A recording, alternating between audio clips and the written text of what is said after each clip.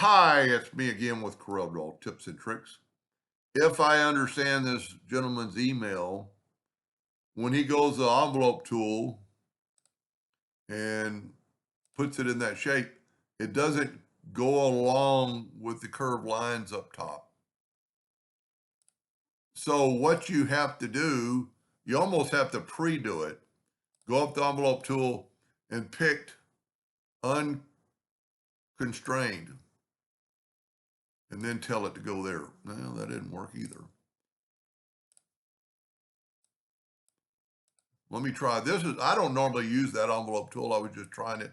Let's go to effects and go envelope over here and see how that's already picked, but go unconstrained and then tell it to go to that and see how it's got the curvature.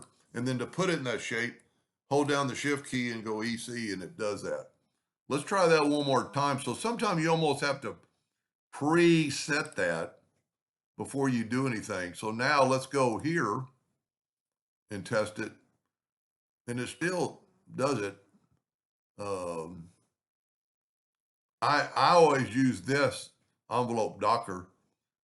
This is where you would have two curves and see it's giving you kind of a straight line there.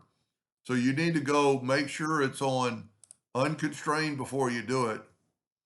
And then, well, I think I've done it so many times on that envelope that it's not going to work. So you see it's got unconstrained.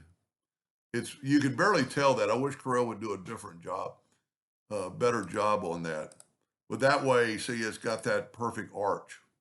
Now you can do that without that shape by just using the envelope tool and use unconstrained, or probably in this case, you'd want to use single arc mode, and you could just lift it up and get, it wouldn't be that exact shape. Now, just another little insight, I haven't done this in a while, if you hold down the shift key, it makes it grow both directions. If you hold down the control key, it makes it go both directions up. So control key does that. Shift, let me get back to a straight envelope. So if you hold down the shift key, it'll grow from both sides. Like normally, like when you hold down the shift key to make something grow, it'll grow from, well, that's because it's in an envelope. But like here, if you wanted that to grow from the center, you hold down the shift key.